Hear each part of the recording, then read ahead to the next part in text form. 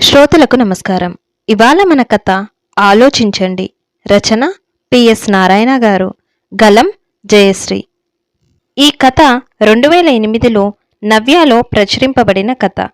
ఇక కథలోకి వెళితే, సికింద్రాబాద్ స్టేషన్లో గోదావరి ఆగేటప్పటికీ 7 గంటలైంది.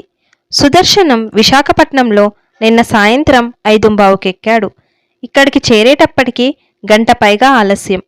బయటకు వచ్చి 10వ నెంబర్ బస్ ఎక్కి కూకట్పల్లికి వచ్చేటప్పటికి మరో గంట. సైడ్ బెర్త్ రావడంతో రాత్రంతా సరిగ్గా నిద్రలేదు. అయినా అతడికి చికాకు వేయడం లేదు.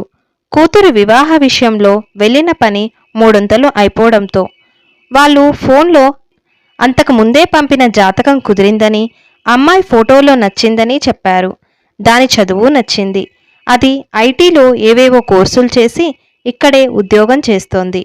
తానిప్పుడు విశాఖపట్నం వెళ్ళింది మర్యాదపూర్వకంగా వాళ్లను కలిసి వాళ్ళ వివరాలు పూర్తిగా తెలుసుకొని తమ వివరాలు వాళ్లకు చెప్పి వాళ్ళందర్నీ అమ్మాయిని చూడడానికి ఆహ్వానించడానికే. ఒక మ్యారేజ్ బ్యూరో వాళ్ళిచ్చిన అడ్రస్సుల్లో ఇదొకటి. అక్కడకు వెళ్ళిన తనకు వాళ్ళెంతో మర్యాద చేశారు. పిల్లవాడు చక్కగా మాట్లాడాడు. ఇంట్లోకి వస్తుండగానే భార్య అడిగింది, కాయా పండా అంటూ. ఇంతవరకు పండే అన్నాడు, కాళ్ళు చేతులు కడుక్కొని వచ్చి మంచం మీద కూర్చుంటూ. భార్య కాఫీ తెచ్చిచ్చింది. 2 ఇళ్లున్నాయి, ఒక్కడే కొడుకు, మనకు సత్యవతిలాగానే. బ్యాంకులో 7 ఏళ్ల బట్టి చేస్తున్నాడు. 2 సంవత్సరాల కిందటే ఆఫీసర్ అయ్యాడు. 3 ఏళ్లకొకసారి అక్కడికి ఇక్కడికి మారుస్తుంటారు కదా. అమ్మాయి ఉద్యోగం చేయాలనేం లేదన్నారు. విశాఖపట్నంలో ఉంటే మాత్రం వాళ్లే ఎక్కడో అక్కడ ఇప్పించుకుంటామన్నారు. పోస్ట్ గ్రాడ్యుయేట్, ఎర్రగా పొడుగ్గా, మనమ్మాయికి ఈడూజోడుగానే ఉన్నాడు. పిల్లవాడు తండ్రి కూడా బ్యాంక్లోని సీనియర్ మేనేజర్గా చేసి 4 ఏళ్ల క్రితం రిటైర్ అయ్యాడు. తల్లి పుట్టిల్లు మీ గుంటూరేనట. కోరికలేమిటట? పెద్ద కట్నవాశ ఉన్నట్టుగా మాట్లాడలేదు. పెళ్లి మాత్రం ఘనంగా చేయాలన్నారు. విశాఖపట్నంలో చేస్తే ఇంకా మంచిదన్నారు.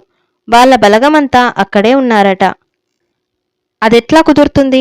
మనకక్కడ తెలిసిన వాళ్ళెవరున్నారని? అలా అని ఒత్తిడి చేయరు కదా. నేను చెప్పానులే, 40 ఏళ్ల బట్టి మేముంటున్నది హైదరాబాద్లోనే. అక్కడైతేనే మాకు సులువుగా ఉంటుంది, కొత్త ప్రదేశంలో మాకు చెయ్యాడదు అని. అయితే సరేలేండి అన్నారు.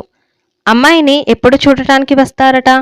చెబుతున్నాను కదా, అది ఆనవాయితీగా ఒకసారి పిల్లాడు చూసుకుంటే బావుంటుందని రావడమే. మన సంగతులన్నీ చెప్పాను. మా అమ్మాయిని ఫోటోలో చూశారు గదా, చిదిమి దీపం పెట్టుకోవచ్చు అన్నాను. ఆమె ఆనందంగా ముసిముసి నవ్వులు నవ్వింది. దానికేమే, లక్ష్మీదేవిలా ఉంటుంది. మిగతావన్నీ కుదిరినప్పుడు అది నచ్చకపోవడం అనే ప్రశ్నే రాదు. అయితే వాళ్ళేమన్నారంటే హైదరాబాద్ రాలేమంటూ మధ్యస్థంగా ఒక ఆలోచన చెప్పారు. ఈ నెలాఖరుకు ఆయన బావమరిది కొడుకుది విజయవాడలో వివాహమట.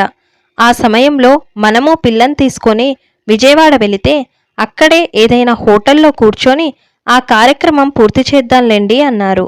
నాకు అది బాగానే ఉందనిపించింది. సరే అని చెప్పాను.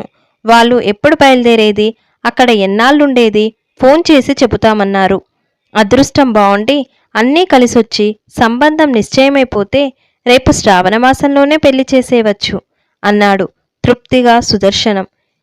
ఇంకేం, గుంటూరులో ఉన్న మా అన్నయ్యను వదినను కూడా రమ్మందాం. ఆయన ఇలాంటి విషయాల్లో అఖండుడు. ఒంటి చేత్తో 3 కూతుర్లకి పెళ్లిళ్ళు చేసేశాడు. మీకసలే నోట్లో నాలిక లేదు.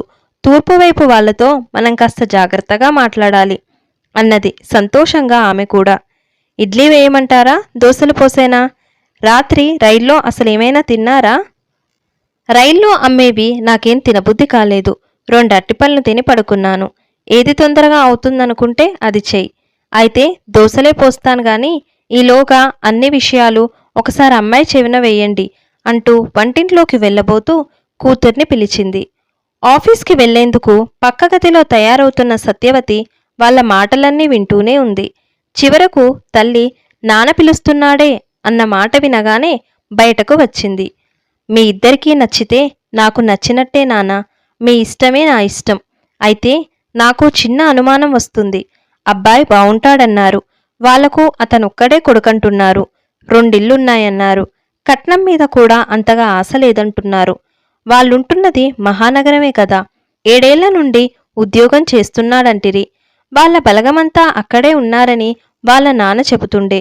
అది అన్ని విధాలా అంత మంచి సంబంధమైనప్పుడు ఆడపిల్లలున్న వాళ్ళ బంధువులు గాని స్నేహితులు గాని అతగాడిని ఇన్నాళ్ళు ఎందుకు వదిలిపెట్టారట? మ్యారేజ్ బ్యూరో దాకా ఆయన వివరాలు ఎందుకు వెళ్ళవలసి వచ్చిందో మీరు కాస్త ఆలోచించండి. సత్యవతి ఆ 4 మాటలు చెప్పి ఆఫీస్ టైం అవ్వడంతో వడివడిగా బయటికి వెళ్ళిపోయింది. ఇంతటితో జయశ్రీ వినిపించిన పిఎస్ నారాయణ గారి కథ ఆలోచించండి సమాప్తం. ఈ వీడియో మీకు నచ్చినట్లయితే లైక్ చేయండి, షేర్ చేయండి, కమెంట్ చేయండి. ఛానల్ని సబ్స్క్రైబ్ చేసి నన్ను ఎంకరేజ్ చేయండి. Thank you.